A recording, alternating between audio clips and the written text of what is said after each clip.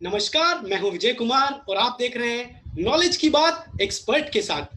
आज पूरे विश्व में कोरोना का कहर चरम पर है। रोजाना इसके आंकड़ों में बढ़ोतरी हो रही है। ऐसे में अगर संक्रमित व्यक्ति का इलाज सही तरीके से नहीं होता है, तो वो व्यक्ति स्वयं के साथ-साथ अपने परिवार व समाज के लिए भी घातक साबित हो सकता है। लेकिन अगर कुछ बातों का ध्यान रखा जाए, तो इस बीमारी से पूरी तरह बचा जा सकता है। आज कोरोना के ऊपर महत्वपूर्ण जानकारी देने के लिए मध्य प्रदेश के सबसे बड़े हॉट स्पॉट इंदौर से डॉक्टर रवि जोशी जी हमारे साथ जुड़ रहे हैं।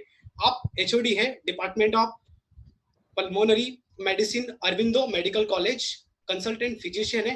आपकी विशेष रुचि स्लीप डिसऑर्डर में है। सर, आपका बहुत बहुत स्वागत है।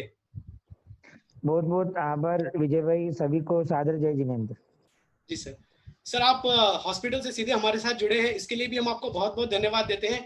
हम ये बात भी जानते हैं कि आज का समय आपका कितना कीमती समय है, लेकिन उसके बीच में भी आप हमारे दर्शकों को जानकारी देने के लिए जुड़े हैं। सर, हम पुनः आपको धन्यवाद देते हैं। ये तो मेरा सौभाग्य है विजय भाई कि मैं आपके माध्यम से अपने सभी समाज में थोड़ी बहुत कोरोना के प्रति जागरूकता पैदा कर पाऊंगा। जी यही सर। इसके इलाज का सबसे बड़ी कड़ी है। जी सर। सर, सवालों का सिलसिला शुरू करते हैं। सबसे पहले आपसे हम ये जानना चाहेंगे कि कोरोना का ग्राफ अभी क्या कहता है? कोरोना का ग्राफ अगर अपन देखें तो अलग अलग राज्यों में अलग कहानी कह रहा है, बट धीमे धीमे भारत पूरे विश्व में केसेस की संख्या में आगे ही बढ़ता जा रहा है। अपने जो मेट्रो शहर है जहाँ पे जनसंख्या की आबादी ज्यादा है, वहां पे तो केसेस काफी ज्यादा मिल रहे हैं। जो सेकेंड लाइन और थर्ड लाइन शहर है उनमें जरूर घटता बढ़ता रहता है ये ग्राफ। मध्य प्रदेश भी इसमें है, मध्य प्रदेश थोड़ा नीचे आ गया है, महाराष्ट्र, दिल्ली, तमिलनाडु अभी लीड कर रहे हैं। जी सर। सर, सभी स्वास्थ्य संस्थाएं इस बात पर जोर दे रही है कि हमें कोरोना के साथ जीना सीखना होगा। ऐसे में हमें कौन-कौन सी सावधानी रखनी चाहिए? देखिए, कोरोना के साथ हमें एक बात का ध्यान बहुत ज्यादा रखना है कि किसी भी सर्दी खांसी की तरह ये फैलता है एक दूसरे के ऊपर। अपने जो सांस से निकलने वाली ड्रॉपलेट्स है उसको एक व्यक्ति से दूसरे के श्वसन तंत्र तक पहुंचने में, यानी कि सांस, खांसी, किसी के ऊपर छींकना या छींकते समय रुमाल का उपयोग नहीं करना। तो जो सबसे बड़ी सावधानी की बात यह है कि सदैव मास्क का उपयोग करें। सदैव जो 1.5 मीटर की दूरी बनाए रखना बहुत जरूरी है। और यदि अपन कोई भी भारी चीज से हाथ लगाते हैं तो सैनिटाइजर का उपयोग अवश्य करें। सर, जैसे अभी-अभी आपने बताया कि हमें मास्क का उपयोग करना ही चाहिए, सैनिटाइज़र का उपयोग भी करना चाहिए। तो सर, सैनिटाइज़र और मास्क को लेकर भी लोगों को बहुत बड़ा कन्फ्यूज़न है कि उन्हें कौन-सा मास्क यूज़ करना चाहिए। क्या सभी मास्क सुरक्षित हैं?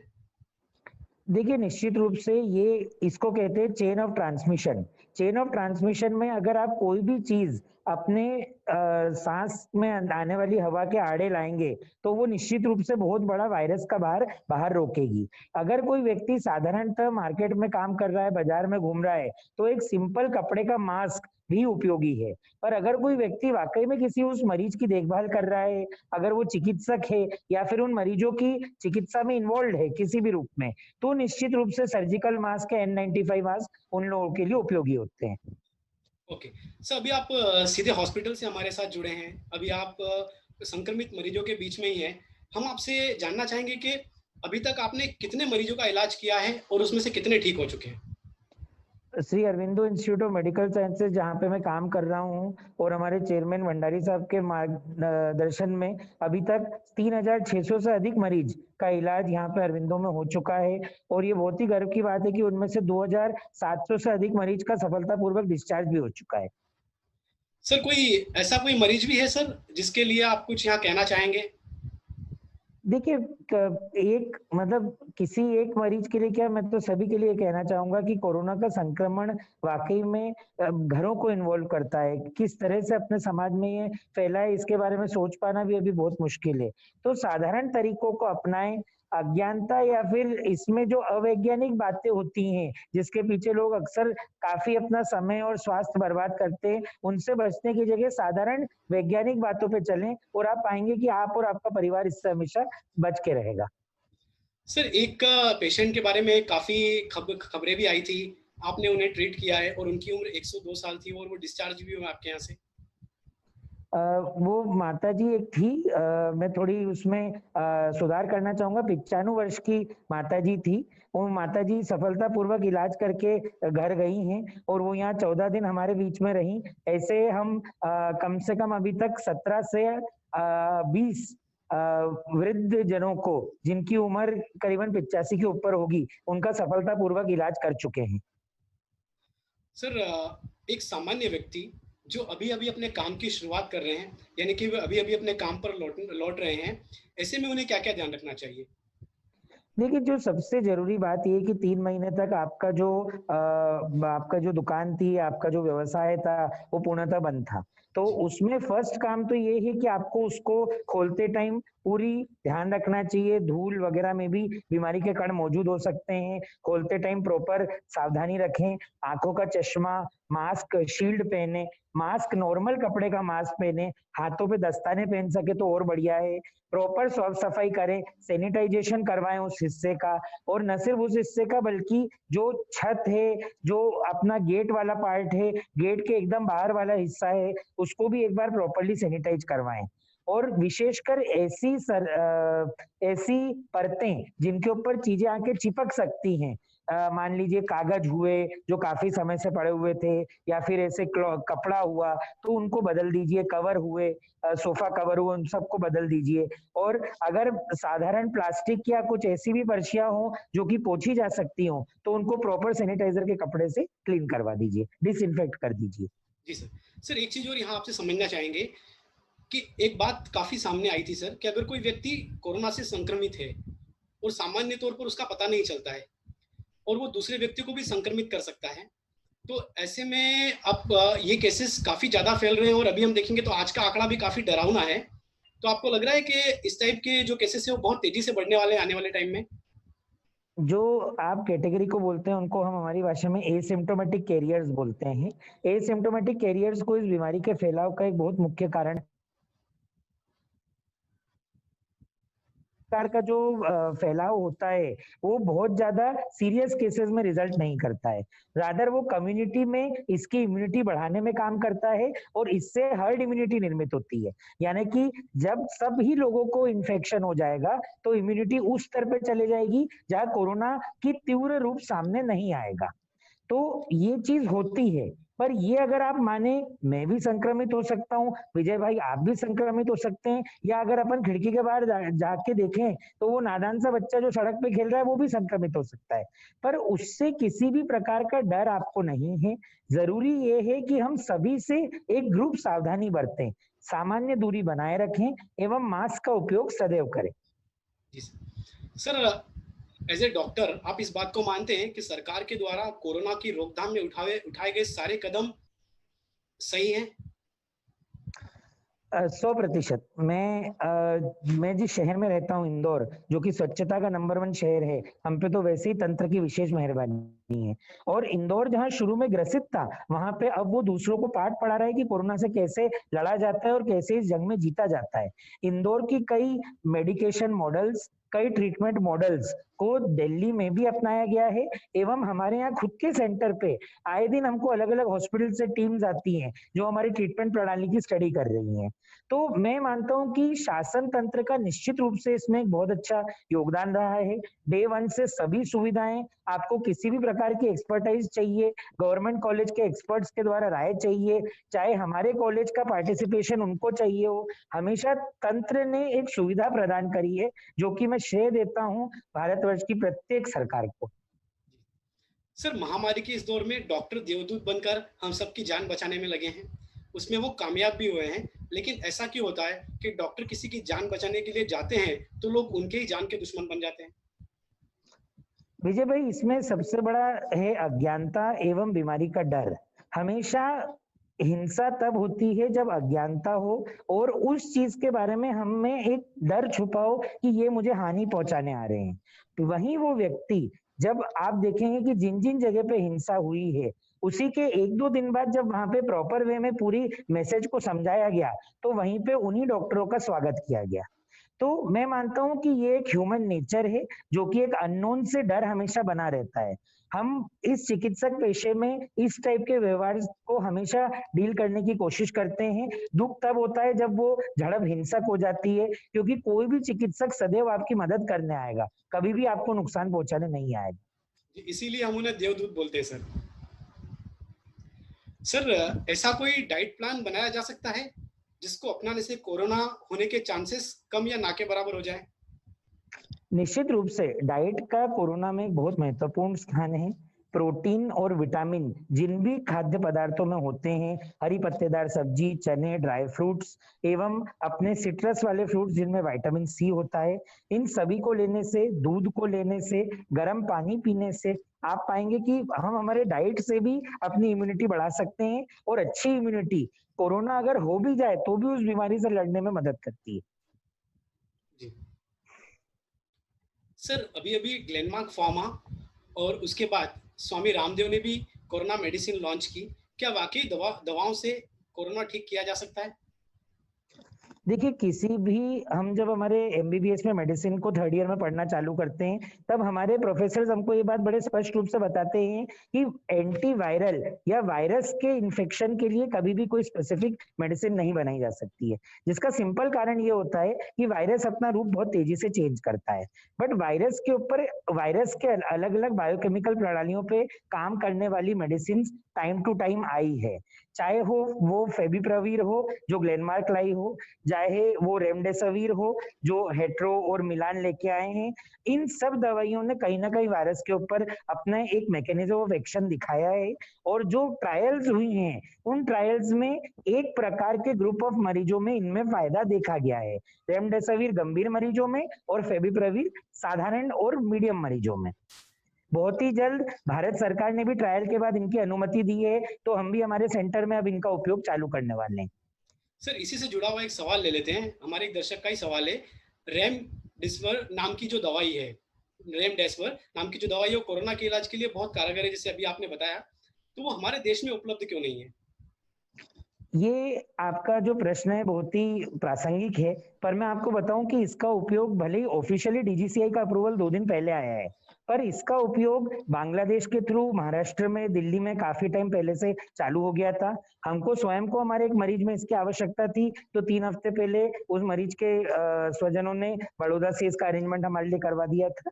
तो इसका उपयोग एक अनऑफिशियल वे में था, पर चूंकि हमारे यहाँ पे स्ट्रिक्ट रेगुलेटरी बॉडीज होती हैं जो कि ट्रायल के बाद ही अप्रूवल देती हैं, तो प्रॉपर ट्रायल के लिए जो वक्त लगता है उसको वो वक्त देना भी जरूरी है। देखिए, किसी भी दवाई में अगर हम उसके बिना भारतीय पॉपुलेशन में टेस्ट करे हुए उसको उपयोग करेंगे, तो कल को हो सकता है कि वो फायदे की जगह नुकसान भी कर जाए। तो प्रॉपर टेस्टिंग के बाद जब हमको इमरजेंसी अप्रूवल मिला है, तब मुझे विश्वास है कि हमारे मरीजों का भी अब मदद करने में सक्षम रहेगी। सर, एक सवाल, एक जनरल सवाल लेते हैं कोरोना को छोड़कर। दर्शक ये भी जानना चाहते हैं कि आप स्लीप डिसऑर्डर को भी बहुत अच्छी तरह से देखते हैं, उसमें भी आप अपनी एक विशेषता रखते हैं। आजकल नींद की समस्या आम बात है। कुछ लोग इसके लिए दवाइयां भी लेते हैं, जिससे वे दूसरी बीमारी के भी शिकार हो जाते हैं। इन सबको चैन की नींद आए, इसके लिए उन्हें क्या करना चाहिए? बहुत ही प्रासंगिक प्रश्न है, और लॉकडाउन के पीरियड में तब जब लोग काफी वक्त तक घर गुजारते हैं, तब कई लोगों में ये समस्याएं, कई मरीज है जो मिलने नहीं आ पाते हैं, पर उनके उनके फोन आते हैं कि साहब नींद नहीं आ रही है, कुछ बोलते हैं बहुत ज्यादा नींद आ रही है, और लोगों ने सोते टाइम लेट नाइट पिक्चरें देखना, अजीबोगरीब टाइम पे उनके दिनचर्या को बदलाव करना, ये सभी चीजें अब हम सामान्य रूप से देखते हैं। विजय भाई, सबसे जरूरी बात जो ये है, स्लीप डिसऑर्डर 90% व्यवहारिक होते हैं, they are related to how you sleep. आप जब सोते हैं तब आपके आसपास का माहौल कैसा होता है, क्या सोते टाइम टीवी चला कर रहा है, क्या आप लाइट चला के सो रहे हैं, क्या सोने के जस्ट पहले आपको कॉफी या चाय पीने की आदत है। इन छोटी छोटी चीजों से भी हम देखते हैं कि बहुत लोगों की स्लीप अफेक्ट हो जाती है। चौथी और सबसे जरूरी चीज होती है, वो होती है अपनी नॉर्मल स्लीप प्लेस को स्लीप लायक बनाना। आप देखेंगे मोबाइल के इस युग में व्यक्ति सोने का स्थान भी वो देखता है जिसमें चार्जिंग पॉइंट पास में हो। इन छोटी छोटी चीजों पे अगर व्यक्ति ध्यान दे तो 90% नींद संबंधित समस्याओं को हम वैसे ही ठीक कर सकते हैं। बचे हुए 10% लोगों में निश्चित रूप से नींद की समस्या होती है। उसमें अधिकांश वजन से संबंधित होती है, अधिकांश यूथ में या फिर ये कहिए कि डे नाइट शिफ्ट में काम करने वाले लोगों से संबंधित होती है, और 100 में से कोई एकाध व्यक्ति ऐसा होता है जिसमें वाकई नींद की कोई ऐसी समस्या होती है जिसके लिए उसको कोई गोली की जरूरत होती है। सर अभी किस तरह के पेशेंट आपके पास आ रहे हैं इस समस्या को लेकर? देखिए, अभी अधिकांश मरीज मैं 2 भागों में बाँटूँगा। एक तो वो जो कोरोना से ग्रस्त है और एक वो जो नॉर्मल रूटीन मरीज है। नॉर्मल रूटीन मरीजों की बात कहूँ तो उनको बहुत फ़िक्र होती है। कई सारे मरीज जब ये महामारी फैली थी, तब इस डर से नहीं सो पाते थे कि साहब हमको कहीं कोरोना तो नहीं हो जाएगा। छोटे बच्चे बार-बार टीवी पे नकारात्मकता को देख-देख के डर जाते थे, और कई बड़ों को भी कई बार इन चीज़ों की जाँच करने के लिए वो कई सारे हेल्थ पैकेज ले लेते थे कि साहब कल मेरे को ये हुआ, कल मेरे को यहाँ दुखा, मेरे को नींद नहीं आ रही है। आप तो देख लो साहब मेरे को कहीं कोरोना पहचान चुके हैं, और इन चीजों को हम धीरे धीरे उन व्यक्तियों की मानसिकता का इलाज करके इन मरीजों की नींद की समस्या दूर कर रहे हैं। कोरोना ग्रस्त मरीजों में भी नींद का अभाव रहता है, क्योंकि बीमारी का डर स्वाभाविक है। दूसरा, एक नए माहौल में उनको अपना 14 दिन का समय देना पड़ता है, तो उन लोगों में फिर हम थोड़े मेडिकेशन का इस्तेमाल करते हैं। सर ये आपको लगता है सर इसी से जुड़ा एक और सवाल कि तनाव भी एक बहुत तेजी से बढ़ता जा रहा है, और जिसके कारण लोग डिप्रेशन की गोलियां भी लेते हैं, डिप्रेशन के शिकार भी हो जाते हैं, तो ये भी समस्या इसी से जुड़ी हुई है? देखिए, तनाव निश्चित रूप से मॉडर्न मेडिसिन प्रगति का एक साथी है, और वो धीरे धीरे हम सभी लोगों में कहीं ना कहीं एक अपनी पैठ बना चुका है। तनाव की तीव्रता जरूर समझदारी के साथ कम और ज्यादा होती है। बहुत ही कम ऐसे लोग होते हैं जिनमें वाकई में तनाव प्राइमरी होता है। अधिकांश सेकेंडरी केसेस होते हैं जो कि अपने व्यवहारिक कुछ दुर्बलता की वजह से, या फिर व्यवसायिक या फिर पढ़ाई लिखाई में अपनी कुछ मजबूरियों की वजह से आदमी अपने ऊपर ले लेता है। इसमें व्यक्ति का थोड़ा-सा शांत-चित्त मेडिटेशन की तरफ अगर उसका ज़्यादा झुकाव हो तो उससे उसको मदद मिलेगी। एंटी डिप्रेसेंट मेडिकेशन तभी लेना चाहिए जब कोई प्रॉपर साइकियाट्रिक व्यक्ति आपका साइकियाट्रिस्ट आपका इवैल्यूएशन करके आपको वो मेडिकेशन लिखे, और वो लिखवाने के बाद फिर आपको उससे उसका नियम का पालन भी करना चाहिए। सर आपने एक मेडिटेशन की बात कही, तो मैं उससे ही जुड़ा एक सवाल लेता हूँ यहाँ पर। क्या कोरोना के इलाज में भी योगा कारगर है? क्योंकि अगर हम देखें तो स्वामी रामदेव रोज टीवी पर ये कहते हैं कि अगर आप प्राणायाम करेंगे, अगर आप योगा करेंगे, तो कोरोना के संक्रमण के चांसेस बहुत कम हो जाते हैं। अरविंदो में यहाँ पे हमारे ट्रीटमेंट प्रोटोकॉल में जो व्यक्ति वार्ड में होते हैं, यानी कि जिनको ऑक्सीजन की उपयोग नहीं हो रहा है, और ऐसे व्यक्ति जो खुद चल फिर सकते हैं, उनको दिन भर में सुबह के सेशन में और शाम के सेशन में 2 से 3 घंटे तक डीप ब्रीदिंग एक्सरसाइज, प्राणायाम, पेट के बल सोना जिसको अवेक प्रोनिंग कहते हैं, डीप ब्रीदिंग की अनेक एक्सरसाइजेस हमारी फिजियोथेरेपिस्ट की टीम करवाती है। ये देखा गया है कि इन एक्सरसाइजेस से जो हल्की तीव्रता की बीमारी वाले मरीज हैं, उनकी इम्यूनिटी, उनके माइंड पावर में बढ़ोतरी होती है, और वो उनको इस बीमारी से लड़ने में मदद मिलती है। सर एलर्जी की समस्या बहुत तेजी से बढ़ती जा रही है, इससे कैसे बचा जा सकता है?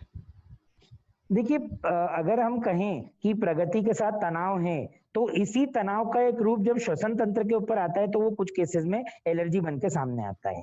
एलर्जी अधिकांश केसेस में जेनेटिक होती है, यानी कि एक पर्टिकुलर फैमिली में चली आती है। आप देखेंगे कि कोई भी एलर्जी अक्सर अपने को अपने मम्मी पापा, दादा दादी या नाना नानी से मेल खाती हुई मिलती है। पर हमेशा एलर्जी में सबसे जरूरी बात होती है करेक्ट एलर्जन की पहचान करना। आप जितने जल्दी उस चीज की पहचान कर लेंगे जिससे आपको एलर्जी है, तो आज की तारीख में proper treatment, immunotherapy, allergy test और कई वैक्सीन के द्वारा आप इस एलर्जी को कंट्रोल कर सकते हैं, और एलर्जी का ग्राफ अपने शरीर में बढ़ने से बचा सकते हैं। जी सर। सर लेकिन अगर आप देखेंगे तो एलर्जी के पेशेंट काफ़ी अलग-अलग तरीके से दिखाई देते हैं। कुछ कहते हैं हमको फूड एलर्जी है, कोई कहते हैं कि हमको धूल के कण से भी एलर्जी है, कोई कहते हैं खाने की अलग-अलग सामग्रियों से एलर्जी है। तो सर ऐसा कोई इलाज है जो सारी एलर्जी से बचाया जा सके, या कोई पर्टिकुलर एलर्जी के लिए कोई पर्टिकुलर इलाज है? सर देखिए, एलर्जी के अंदर एक एक सिद्धांत होता है एलोपैथी में जिसको हम कहते हैं एलर्जिक मार्च। एलर्जिक मार्च मतलब एलर्जी शरीर के किसी एक अंग से व्यक्ति में चालू होती है और धीरे धीरे सभी अंगों में फैलती है। पर जेनेटिकली कोई एक ऐसा अंग होता है जिसमें वो एलर्जी का असर उस व्यक्ति में जीवन काल में ज्यादा दिखता है। अगर किसी को धूल से है तो वो नाक वाले उससे संबंधित है, आंख से है तो आंख से आंसू आने वाली धूल से संबंधित है, या फिर खाने वाली है तो वो पेट की एलर्जी से संबंधित है। ये अलग अलग व्यक्ति में अलग अलग जीवन काल में अलग अलग समय पे होता है। ये एलर्जी का मूल ट्रीटमेंट सेम है, पर किसी भी एलर्जी ट्रीटमेंट का फर्स्ट स्टेप होता है अवॉइडेंस, परहेज, यानी कि उस चीज की पहचान करिए, उससे दूर रहने में ही भलाई है। चाहे वो आपकी मनचाही वस्तु भी हो तो भी अगर आप उसको कम से कम मात्रा में भी सेवन करेंगे तो एलर्जी से आपको पीछा नहीं छूट पाएगा। सर एक दर्शक का सवाल हमारे पास आया था, वो ये जानना चाहते हैं कि उनके घर पे बहुत छोटी सी एक बच्ची है जो तकरीबन 6 महीने की है, और उनके आसपास तो कोई कोई भी कोरोना संक्रमित पेशेंट नहीं है, लेकिन जो लोग आते हैं वो बच्ची को हाथ लगाते हैं, बच्ची को खिलाना चाहते हैं, ऐसे में वो उसे कैसे सुरक्षित रख सकते हैं? जो भी व्यक्ति वो देखिए छोटे बच्चे को स्नेह करना उठा के बहुत ही सामान्य बात है। आप मानेंगे नहीं, हमारे खुद के अस्पताल में ऐसे बच्चे आते हैं जो कोरोना ग्रस्त थे, और जो सिर्फ अकेले कोरोना ग्रस्त रहते हैं उनके फैमिली के सब नेगेटिव रहते हैं। तो ये वहीं से आया जो आपने बोला कि किसी ने लाड प्यार से उठा लिया, पर आप कोई किसी को रोक नहीं सकते हैं। इसलिए बहुत जरूरी है कि कोई भी व्यक्ति अगर आज की तारीख में बच्चे को उठाना चाहे तो अपने लगावे, और जहां तक के हो सके इस युग में वो स्नेह अपना दूर से ही उस बच्चे को हंसाने की कोशिश करके करे, उसको पकड़ने की कोशिश न करे। मतलब सर इस बात का ध्यान रखा ज्यादा जाए कि बेटर बच्चे रहेगा जी जी, जी ज्यादा सर बेटर रहेगा कि छोटे बच्चों को भी स्पेशल मास्क आ गए जो बच्चे भी इंजॉय करते हैं पहनने में, उनको भी उनकी मम्मियों को लगाने की कोशिश करनी चाहिए। सर एक होम क्वारंटाइन से लेकर एक सवाल आपसे पूछना चाहूंगा कि जो लोग घर पे होम क्वारंटाइन है, वे लोग कि किस आपने जैसे अभी बताया कि उन्हें गर्म पानी पीना चाहिए, अपनी डाइट का ध्यान। जी सर। सर जो लोग होम क्वारंटाइन है, अभी अभी आपने बताया कि अगर वो अपनी डाइट का प्लान कर लें, अगर वो प्राणायाम करते रहें, तो वो इस चीज से बचा जा सकता है। तो आप उनके बारे में बताइए सर, जो होम क्वारंटाइन है उनको क्या करना चाहिए? देखिए होम क्वारंटीन जो व्यक्ति रहते हैं उनको हर 6 घंटे में फर्स्ट ऑफ ऑल एक मेडिकल अपनी स्थिति किसी एक अपने परिचित या फिर जो शासन द्वारा निर्धारित चिकित्सक है उसको इन्फॉर्म करना जरूरी है। छोटी से छोटी पॉइंट को उनको किसी डॉक्टर मेडिकल व्यक्ति से डिस्कस करना जरूरी है। उनको अच्छे खुले रूम में रहना है जहां उनके सोने की अलग व्यवस्था हो, उनके लिए अलग लेटरिन बाथरूम की व्यवस्था होनी चाहिए, और उनके लिए खाना जो है वो उनके डोर स्टेप पे लाके छोड़ को ना परोसे, ये चीज बहुत ज्यादा जरूरी है। जब इन कुछ और दूसरा है नियम, ऐसा नहीं कि सब होम क्वारंटीन में अकेले कमरे में, ये चीज ठीक नहीं रहेगी। जी जी सर। सर जिस तरह से आपने हमने पहले भी जिक्र किया, पहले सवाल में भी आपसे मैंने पूछा था कि कोरोना का ग्राफ क्या कहता है, लेकिन जिस तरह से नंबर बढ़ रहे हैं वो बहुत डरावने हैं। तो आपको लगता है कि आने वाले टाइम में ये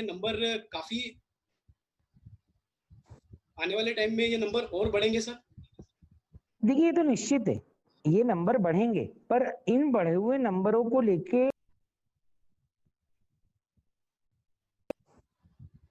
नंबर वन, हम बहुत ज्यादा कुछ कर नहीं सकते हैं क्योंकि ये स्वाभाविक है कि वो वायरस अपनी पेट उस समाज में बनाएगा। दूसरी बात, जैसे जैसे नंबर बढ़ेंगे वैसे वैसे इम्यूनिटी भी बढ़ेगी, तो हमें उसके पॉजिटिव पहलू की तरफ देखना है कि उस बढ़ती हुई इम्यूनिटी से धीरे धीरे इस वायरस की तीव्रता इतनी क्षीण हो जाएगी कि सबको हो जाएगा तो भी ये किसी को कुछ नुकसान नहीं पहुंचा पाएगा। सर अभी भी काफ़ी खबरें भी हैं कि जो डॉक्टर कोरोना संक्रमित पेशेंट का इलाज कर रहे हैं वो स्वयं भी संक्रमित हुए हैं, काफ़ी ऐसा भी सुनने में आया है। तो सर आपको लगता है कि डॉक्टर्स भी अब संक्रमित होने लगे हैं? पेशेंट तो ऑलरेडी उनको पेशेंट को 8-8, 10-10, 12-12 घंटे देखना है, जैसा कि हमने आपकी ड्यूटी के बारे में पढ़ा कि आप डे नाइट आपका एक ही लक्ष्य कि किस तरह से पेशेंट को बचाया जाए। हम आप सब कुछ भूल चुके हैं, केवल आपको एक बात है, एक ही चीज याद है कि पेशेंट को बचाना है। आपका कहना ठीक है, मेरे कई मित्र इससे ग्रस्त हो चुके हैं, हमारे कई सीनियर जूनियर हमारे समकालीन कई साथी ऐसे जो इस चपेट में आ चुके हैं। पर देखिए बतौर डॉक्टर आपका फर्ज आज की तारीख में ये है कि आपको आपके मरीज की रक्षा करना है। आप चाहे ऐसे डॉक्टर भी हों जो इस चीज से संबंधित नहीं है, तो भी कहीं ना कहीं कोरोना के ही पेशेंट आपके सामने आ रहे हैं। इसलिए हम लोगों ने आपस में एक ये समझ बनाई है कि हर मरीज को हम कोरोना ग्रस्त मानते हैं और उसी सावधानी से और उसी ध्यान से उस व्यक्ति का इलाज करते हैं, ताकि जल्द से जल्द नंबर 1 बीमारी को पकड़ लें। Number 2, early presentation. आपको पता है साहब, चलो मैं उस विशेषता का डॉक्टर नहीं हूँ, पर अगर मैंने मेरे माइंड में ध्यान रखा है कि यार मेरे पास इस मरीज को ये हो सकता है, तो मैं जल्द से जल्द किसी ऐसे साथी के पास उस मरीज को पहुंचा दूंगा जिसको कि इसके लक्षण आ रहे हैं। तो कहीं ना कहीं डॉक्टरों में होने वाली चीज चिंताजनक जरूर है, पर ये डॉक्टरों में बढ़ी हुई जागरूकता का भी प्रतीक है। सर इसी से जुड़ा हुआ एक सवाल लेते हैं सर। जैसे कि सर अभी आपने बताया कि अगर कुछ किसी को होता है तो सबसे पहले वो अपने पास वाले डॉक्टर के पास चला जाता है। वो डॉक्टर इसका विशेषज्ञ है कि नहीं, वो बात तो एक दूसरी है, लेकिन उसको एक विश्वास है कि वो वहां पे जाने से मैं ठीक हो जाऊंगा। तो आप उन डॉक्टर को क्या कहना चाहेंगे, उन डॉक्टर को क्या संदेश देना चाहेंगे कि जो लोग इस चीज के विशेषज्ञ नहीं है फिर भी वो इलाज तो कर रहे हैं और रोज उनका सामना कोरोना पेशेंट से ही हो रहा है?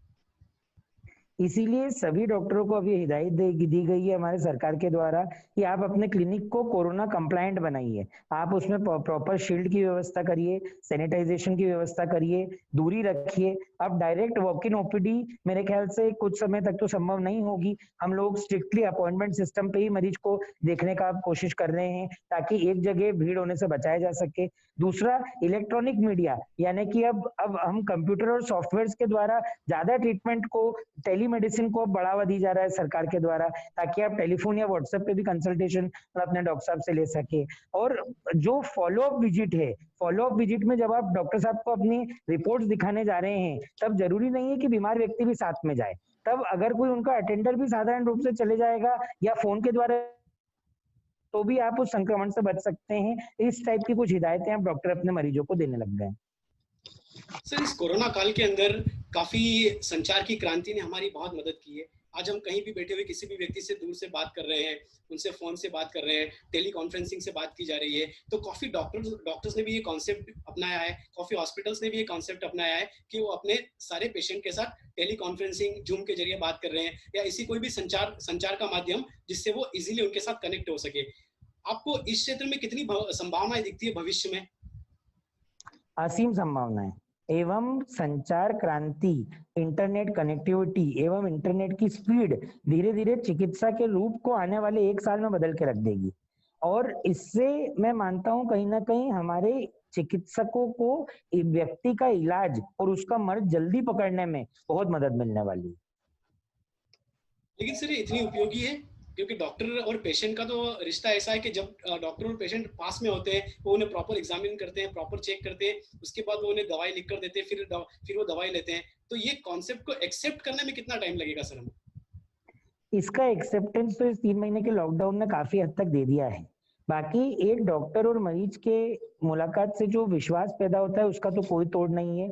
फिजिकल एग्जामिनेशन किसी भी ट्रीटमेंट को स्टार्ट करने से पहले मैंडेटरी होता है, इसीलिए टेलीमेडिसिन की अपनी लिमिटेशंस होती है और सिर्फ हल्के फुल्के लक्षणों का या शुरुआती जांचों को ही अपन टेलीमेडिसिन तक सीमित रख सकते हैं। उसके बाद में भी नियम ये कहते हैं कि यदि बीमार व्यक्ति तीव्रता पे जा रहा है या फिर उसको पहली या दूसरी टेली कंसल्टेशन में आराम नहीं है, तो ही शुड गो और फिजिकली किसी डॉक्टर से इलाज करवाना चाहिए। और रही मरीज और डॉक्टर के विश्वास की बात, मेरी राय में चाहे फोन पे बात हो चाहे फिजिकल मुलाकात हो, विश्वास दोनों ही परिस्थितियों में रहता है, क्योंकि मरीज आज की तारीख में भी डॉक्टर के अंदर अपना मित्र ढूंढता है और वो मित्र कहीं पे भी मिल सकता है। सर कोरोना से संबंधित एक सवाल लेते हैं सर, ये कब तक ये जो आपदा है इससे हम लोग बाहर आ जाएंगे? कब कोरोना पूरी तरह से खत्म हो जाएगा? विजय भाई, अगर मैं इस बात को प्रेडिक्ट कर दूं तो शायद मेरे को नोबेल प्राइज मिल जाए, पर अब ये इस बात का हम सिर्फ एक उम्मीद लगा के रख सकते हैं कि बहुत ही जल्द हर्ड इम्यूनिटी डेवलप हो जाए और हम सभी के अंदर इतनी ताकत आ जाए कि स्वतः कोरोना खत्म हो जाए। निश्चित रूप से हमारा सोच ये कह रहा था कि पहले गर्मी का विचार कर रहे थे, फिर बारिश का कर रहे थे, बट अब कोई भी निश्चित समय बोल पाना मुश्किल है। मैं मानता हूँ कोरोना तभी ठीक होगा जब हम सब लोग SMS, सैनिटाइजेशन, मास्क और स्टरलाइजेशन का उपयोग टोटली करेंगे, तब कहीं जाके कोरोना का काल खत्म होगा। जी सर। सर, हम आपसे विदा लें उसके पहले हम चाहेंगे कि आप हमारे सभी दर्शकों को अपना एक संदेश दें। देखिए साहब, मैं तो एक चिकित्सक हूँ, सबको बस यही राय दे सकता हूँ कि टेक प्रॉपर मेडिसिन। हमेशा अगर आप जल्दी अपने सिम्टम को लेके, चाहे वो किसी भी बीमारी का हो, किसी भी रूप का हो, आप अगर अपने चिकित्सक को कांटेक्ट करेंगे, यहाँ तक कि कोरोना की बीमारी में भी हल्के फुल्के लक्षण लेके भी अगर आप अपने चिकित्सक के पास जाएंगे, तो आपका ये बीमारी किसी भी रूप में कुछ भी नहीं बिगाड़ पाएगी। माइल्ड डिजीज वालों का एक्सीलेंट रिजल्ट है, चाहे वो कोई भी बीमारी हो। तो कृपया अपने बीमारी के किसी भी लक्षण को हल्केपन से न ले और तुरंत प्रॉपर व्यक्ति को दिखा के उसका इलाज चालू करें। सर, आप आपने आपने अपना इतना कीमती समय निकाला और हमारे दर्शकों को कोरोना के साथ कैसे जीना है उसके बारे में बताया। इसके लिए हम आपका बहुत बहुत धन्यवाद देते हैं।